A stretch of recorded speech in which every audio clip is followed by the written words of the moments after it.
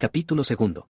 La principal afirmación sobre la necesidad de la mortificación propuesta para confirmación. La mortificación es el deber de los mejores creyentes. Colosenses 3:5, 1 Corintios 9:27. El pecado residente siempre permanece, no hay perfección en esta vida. Filipenses 3:12, 1 Corintios 13:12, 2 Pedro 3:18, Gálatas 5:17, etc. La actividad del pecado residente en los creyentes. Romanos 7:23, Santiago 4:5, Hebreos 12:1.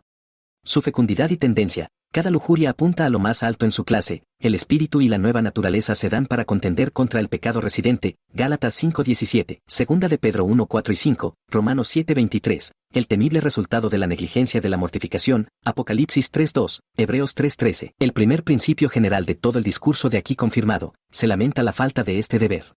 Habiendo sentado esta base, una breve confirmación de las deducciones principales antes mencionadas me llevará a lo que principalmente pretendo. 1. Que los mejores creyentes, que están aseguradamente libres del poder condenatorio del pecado, aún deben hacer de esto su tarea todos los días para mortificar el poder residente del pecado. Así el apóstol, Colosenses 3:5, haced morir, pues, lo terrenal en vosotros, ¿a quienes les habla? A aquellos que habían resucitado con Cristo, versículo 1, aquellos que habían muerto con Él, versículo 3, aquellos cuya vida era Cristo, y que aparecerán con Él en gloria, versículo 4. Mortificad, haced de esto vuestro trabajo diario, estad siempre en ello mientras viváis, no ceséis ni un día de este trabajo, matad el pecado o él os matará a vosotros. Vuestra muerte con Cristo de manera virtual, vuestra vivificación con Él, no os excusará de este trabajo. Y nuestro Salvador nos dice cómo trata su Padre con cada rama en el que da fruto, cada rama verdadera y viva. Él la poda para que dé más fruto, Juan 15:2. La poda, y no por un día o dos, sino mientras sea una rama en este mundo. Y el apóstol os dice cuál era su práctica, 1 Corintios 9:27, sino que golpeo mi cuerpo y lo pongo en servidumbre. Lo hago, dice él, diariamente, es el trabajo de mi vida, no lo omito, este es mi negocio. Y si este fue el trabajo y negocio de Pablo, que fue tan incomparablemente exaltado en gracia, revelaciones, disfrutes, privilegios, consolaciones, por encima de la medida ordinaria de los creyentes, ¿dónde podemos encontrar una exención de este trabajo y deber mientras estamos en este mundo? Se puede dar un breve recuento de las razones de esto. El pecado residente siempre permanece mientras estamos en este mundo, por lo tanto, siempre debe ser mortificado. Las disputas vanas, tontas e ignorantes de los hombres sobre la perfecta obediencia a los mandamientos de Dios, sobre la perfección en esta vida, sobre estar totalmente y perfectamente muertos al pecado, no me interesan ahora. Es más que probable que los hombres de esas abominaciones nunca supieron lo que implica obedecer uno solo de los mandamientos de Dios, y están tan por debajo de la perfección de grados, que nunca han alcanzado una perfección de partes en obediencia o una obediencia universal en sinceridad. Y, por lo tanto, muchos en nuestros días que han hablado de perfección han sido más sabios, y han afirmado que consiste en no conocer la diferencia entre el bien y el mal. No que sean perfectos en las cosas que llamamos buenas, sino que todo es igual para ellos, y la altura de la maldad es su perfección. Otros que han encontrado una nueva manera de hacerlo, negando el pecado original y residente, y adaptando la espiritualidad de la ley de Dios a los corazones carnales de los hombres, han demostrado suficientemente estar ignorantes de la vida de Cristo y su poder en los creyentes, y han inventado una nueva justicia que el Evangelio no conoce, estando vanamente envanecidos por sus mentes carnales. Para nosotros, que no nos atrevemos a ser sabios más allá de lo que está escrito, ni a jactarnos con las vidas de otros hombres de lo que Dios no ha hecho por nosotros, decimos que el pecado residente vive en nosotros, en alguna medida y grado, mientras estamos en este mundo. No nos atrevemos a hablar como si ya hubiésemos alcanzado, o fuésemos ya perfectos, Filipenses 3:12. Nuestro hombre interior se renueva día a día mientras aquí vivimos, 2 Corintios 4:16, y conforme a las renovaciones del nuevo son las rupturas y decaimientos del viejo. Mientras estamos aquí conocemos en parte, 1 Corintios 13:12. Teniendo una oscuridad remanente que debe ser gradualmente removida por nuestro crecimiento en el conocimiento de nuestro Señor Jesucristo, 2 Pedro 3:18, y la carne lucha contra el espíritu, de modo que no podemos hacer las cosas que quisiéramos, Gálatas 5:17, y, por lo tanto, somos defectuosos en nuestra obediencia así como en nuestra luz, 1 Juan 1:8. Tenemos un cuerpo de muerte, Romanos 7:24, del cual no somos liberados sino por la muerte de nuestros cuerpos, Filipenses 3:21. Ahora, siendo nuestro deber mortificar, estar matando el pecado mientras esté en nosotros, debemos estar trabajando. Aquel que es designado para matar a un enemigo, si deja de golpear antes de que el otro cese de vivir, no hace sino la mitad de su trabajo, Gálatas 6:9, Hebreos 12:1, 2 Corintios 7:1. 2. El pecado no solo sigue residiendo en nosotros, sino que sigue actuando, sigue trabajando para producir las obras de la carne. Cuando el pecado nos deja en paz, podemos dejar en paz al pecado, Pero como el pecado nunca está menos tranquilo que cuando parece estar más tranquilo, y sus aguas son en su mayoría profundas cuando están quietas, nuestros esfuerzos contra él deben ser vigorosos en todo momento y en todas las condiciones, incluso donde haya menos sospecha. El pecado no solo reside en nosotros, sino que la ley de los miembros sigue rebelándose contra la ley de la mente, Romanos 7:23, y el espíritu que mora en nosotros anhela con envidia, Santiago 4:5. Está siempre en continuo trabajo, la carne lucha contra el espíritu, Gálatas 5:17, la lujuria sigue tentando y concibiendo pecado, Santiago 1:14, en cada acción moral siempre está inclinando hacia el mal o impidiendo hacer lo que es bueno, o distorsionando el espíritu de la comunión con Dios. Se inclina hacia el mal. El mal que no quiero, eso hago, dice el apóstol, Romanos 7:19. ¿De dónde viene eso? Pues, porque en mí, es decir, en mi carne, no habita el bien. Y obstaculiza el bien que quiero hacer, eso no hago, versículo 19, por la misma razón, o no lo hago, o no como debería, todas mis cosas santas están contaminadas por este pecado. La carne lucha contra el espíritu, para que no hagáis lo que quisierais, Gálatas 5:17. Y descompone nuestro espíritu, y de ahí se llama el pecado que tan fácilmente nos asedia, Hebreos 12:1, por lo cual están esas quejas graves que el apóstol hace de ello, Romanos 7. Así que el pecado siempre está actuando, siempre concibiendo, siempre seduciendo y tentando. ¿Quién puede decir que alguna vez tuvo algo que ver con Dios o por Dios, que el pecado residente no tuvo una mano en corromper lo que hizo? Y este comercio seguirá más o menos todos nuestros días. Sí, entonces, el pecado siempre estará actuando, si no estamos siempre mortificándolo, somos criaturas perdidas. El que se queda quieto y permite que sus enemigos le doblen los golpes sin resistencia, sin duda será conquistado al final. Si el pecado es sutil, vigilante, fuerte y siempre está trabajando en el negocio de matar nuestras almas, y nosotros somos perezosos, negligentes, insensatos, en proceder a su ruina, ¿podemos esperar un resultado satisfactorio? No hay un día en que el pecado no sea vencido o sea vencido, prevalece o se prevalece sobre él, y será así mientras vivamos en este mundo. Eximiré de este deber a aquel que pueda llevar al pecado a un acuerdo, a una cesación de armas en esta guerra, si le ahorra cualquier día, en cualquier deber, siempre que sea una persona que esté familiarizada con la espiritualidad de la obediencia y la sutileza del pecado, dígale a su alma, en cuanto a este deber, alma, descansa.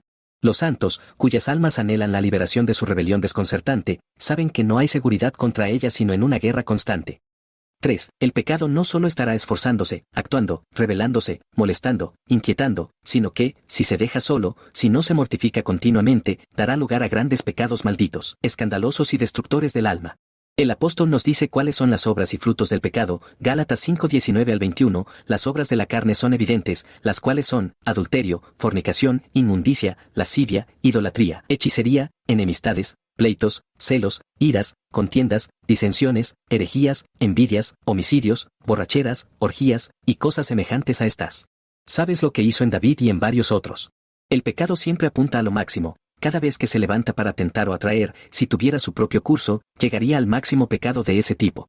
Cada pensamiento o mirada impura sería adulterio si pudiera, cada deseo codicioso sería opresión, cada pensamiento de incredulidad sería ateísmo, si pudiera crecer hasta su punto máximo. Los hombres pueden llegar a tal punto que el pecado no se escuche pronunciando una palabra escandalosa en sus corazones, es decir, provocando a cualquier gran pecado con escándalo en su boca, pero aún así, cada surgimiento de la lujuria, si pudiera tener su curso, llegaría al colmo de la villanía. Es como la tumba, que nunca se satisface. Y en esto reside una gran parte del engaño del pecado, por el cual prevalece endureciendo a los hombres, y así llevándolos a su ruina. Hebreos 3:13, es modesto, por así decirlo, en sus primeros movimientos y propuestas, pero una vez que ha conseguido un pie en el corazón mediante ellos, constantemente mantiene su posición, y avanza a algunos grados más en el mismo tipo. Este nuevo actuar y avanzar hace que el alma apenas se dé cuenta de lo que ya ha comenzado a alejarse de Dios. Piensa que todo está bastante bien si no hay más progreso. Y en la medida en que el alma se insensibiliza a cualquier pecado, es decir, a tal sentido como requiere el Evangelio, en esa medida se endurece, pero el pecado sigue avanzando. Y eso porque no tiene límites salvo el abandono total de Dios y la oposición a Él, que progresa hacia su altura por grados, consolidando el terreno. Que ha ganado mediante la dureza, no se debe a su naturaleza, sino a su engaño. Ahora bien, nada puede prevenir esto salvo la mortificación, que marchita la raíz y ataca la cabeza del pecado cada hora, de modo que cualquier cosa a la que apunte se ve frustrada. No hay el mejor santo en el mundo que, si dejara este deber, no caería en tantos pecados malditos como cualquiera de su tipo.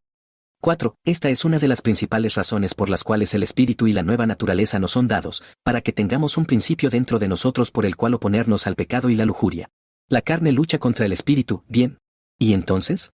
Pues, el espíritu también lucha contra la carne, Gálatas 5:17. Hay una propensión en el espíritu, o en la nueva naturaleza espiritual, a actuar contra la carne, así como en la carne a actuar contra el espíritu, así 2 de Pedro 1, 4 y 5. Es nuestra participación de la naturaleza divina la que nos da una escapatoria de las contaminaciones que hay en el mundo a través de la lujuria, y, Romanos 7:23, hay una ley de la mente, así como una ley de los miembros. Ahora bien, esto es, primero, la cosa más injusta e irracional del mundo, cuando dos combatientes están comprometidos, atar a uno y mantenerlo sin hacer su máximo esfuerzo, y dejar al otro en libertad para herirlo a su antojo, y, segundo, la cosa más tonta del mundo atar a quien lucha por nuestra condición eterna, y dejar en libertad a quien busca y violentamente intenta nuestra ruina eterna. El combate es por nuestras vidas y almas.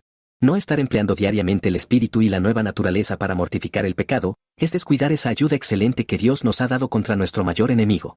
Si descuidamos hacer uso de lo que hemos recibido, Dios puede con justicia retener su mano de darnos más. Sus gracias, así como sus dones, nos son otorgados para usarlas, ejercitarlas y comerciar con ellas. No estar mortificando el pecado diariamente, es pecar contra la bondad, amabilidad, sabiduría, gracia y amor de Dios, quien nos ha provisto de un principio para hacerlo. 5. La negligencia en este deber coloca al alma en una condición perfectamente contraria a la que el apóstol afirma era la suya, 2 de Corintios 4:16, aunque nuestro hombre exterior se va desgastando, el interior no obstante se renueva de día en día. En estos, el hombre interior perece y el hombre exterior se renueva de día en día. El pecado es como la casa de David y la gracia como la casa de Saúl. El ejercicio y el éxito son los dos principales sustentos de la gracia en el corazón. Cuando se le permite estar inactiva, se marchita y decae, sus elementos están a punto de morir, Apocalipsis 3:2, y el pecado avanza hacia el endurecimiento del corazón, Hebreos 3:13. Esto es lo que pretendo, por la omisión de este deber, la gracia se marchita, la lujuria florece y el estado del corazón empeora cada vez más, y el Señor sabe que desesperados y temibles resultados ha tenido esto en muchos. Donde el pecado, a través del descuido de la mortificación, obtiene una victoria considerable, rompe los huesos del alma, Salmos 31:10 y 51:8, y debilita, enferma y casi mata, Salmos 38:3 al 5, de modo que no puede mirar hacia arriba, Salmos 40:12, Isaías 33:24, y cuando las pobres criaturas reciben golpe tras golpe, herida tras herida, derrota tras derrota, y nunca se levantan para una oposición vigorosa, pueden esperar algo más que endurecerse por el engaño del pecado, y que sus almas sangren hasta la muerte. 2 de Juan 8. En verdad, es triste considerar los temibles resultados de este descuido, que vemos todos los días. No vemos aquellos a quienes conocíamos como cristianos humildes, tiernos de corazón y temerosos de ofender, celosos por Dios y todos sus caminos, sus sábados y ordenanzas, volverse, a través del descuido de velar por este deber, terrenales, carnales, fríos, iracundos, conformándose con los hombres del mundo y las cosas del mundo, para el escándalo de la religión y la temible tentación de aquellos que los conocen. La verdad es que, entre colocar la mortificación en un marco rígido y terco de espíritu, que es en su mayoría terrenal, legal, sensorio, parcial, consistente con la ira, la envidia, la malicia, el orgullo, por un lado, y las pretensiones de libertad, gracia, y no sé qué más, por otro lado, la verdadera mortificación evangélica casi se ha perdido entre nosotros, de lo cual hablaremos más adelante. 6. Es nuestro deber perfeccionar la santidad en el temor de Dios, 2 de Corintios 7:1, crecer en gracia cada día, 1 de Pedro 2:2, 2 de Pedro 3:18, renovar nuestro hombre interior de día en día, 2 de Corintios 4:16. Ahora bien, esto no puede hacerse sin la mortificación diaria del pecado. El pecado pone su fuerza contra cada acto de santidad, y contra cada grado al que crecemos. No piense aquel hombre que hace algún progreso en la santidad quien no camina sobre los vientres de sus lujurias. El que no mata el pecado de esta manera no da pasos hacia su destino final. El que no encuentra oposición en ello, y no se dedica en cada aspecto a su mortificación, está en paz con él, no muriendo a él. Este, entonces, es el primer principio general de nuestro próximo discurso, a pesar de la mortificación meritoria, si puedo decirlo así, de todo y cada uno de los pecados en la cruz de Cristo, a pesar del fundamento real de la mortificación universal establecido en nuestra primera conversión, por la convicción de pecado, la humillación por el pecado y la implantación de un nuevo principio opuesto a él y destructor de él. Sin embargo, el pecado permanece, actúa y trabaja en los mejores creyentes, mientras vivan en este mundo, que la constante mortificación diaria de él es obligatoria para ellos todos sus días. Antes de proceder a la consideración del próximo principio, no puedo dejar de quejarme, de pasada, de muchos profesantes de estos días, quienes, en lugar de producir grandes y evidentes frutos de mortificación como se espera, apenas muestran alguna hoja de ello. De hecho, ha caído una gran luz sobre los hombres de esta generación, y junto con ella muchos dones espirituales comunicados, que, junto con algunas otras consideraciones, han ampliado maravillosamente los límites de los profesantes y la profesión, tanto ellos como ésta se han multiplicado e incrementado enormemente. De ahí que haya un ruido de religión y deberes religiosos en cada rincón, predicando en abundancia, y eso no de manera vacía, ligera, trivial y vana, como antes, sino en buena proporción con un don espiritual, de modo que si vas a medir el número de creyentes por luz, dones y profesión, la Iglesia puede tener motivo para decir, ¿quién me ha dado a luz todos estos? Pero ahora si vas a medirlos por esta gran gracia discriminatoria de los cristianos, quizás encuentres que su número no está tan multiplicado. Donde está casi ese profesante que debe su conversión a estos días de luz, y que habla y profesa a un ritmo de espiritualidad como pocos en días anteriores estaban, en alguna medida, familiarizados con, no los juzgaré, pero tal vez jactándose de lo que el Señor ha hecho en ellos, que no da evidencia de un corazón miserablemente no mortificado.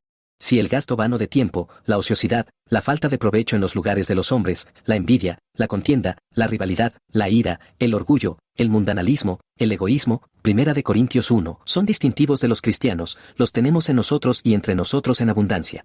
Y si es así con aquellos que tienen mucha luz, y que, esperamos, es salvadora. ¿Qué diremos de algunos que se considerarían religiosos y sin embargo desprecian la luz del Evangelio, y para el deber que tenemos en mano, no saben más de ello sino lo que consiste en la negación de sí mismos a veces en los disfrutes externos, que es una de las ramas más externas de ello, que sin embargo rara vez practican?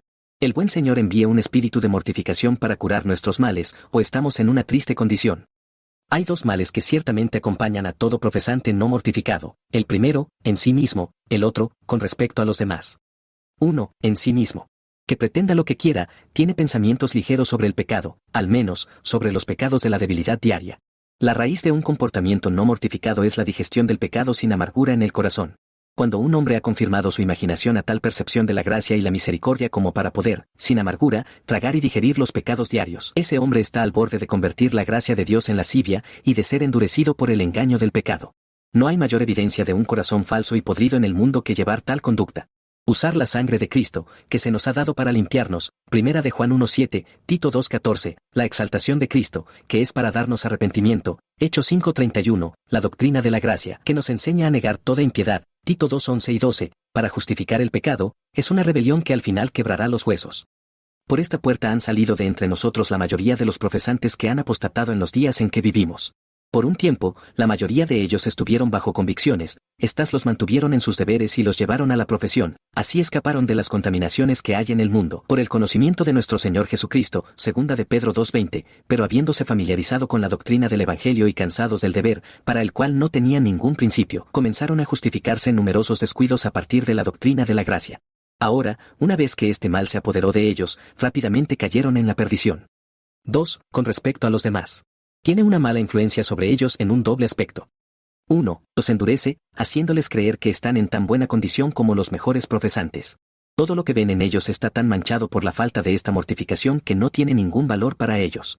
Tienen un celo por la religión, pero está acompañado de falta de tolerancia y justicia universal. Niegan la prodigalidad, pero con mundanalidad, se separan del mundo, pero viven completamente para sí mismos, sin preocuparse de ejercer la bondad en la tierra, o hablan espiritualmente y viven vanamente. Mencionan la comunión con Dios y de todas formas están conformados al mundo, se jactan del perdón del pecado y nunca perdonan a los demás.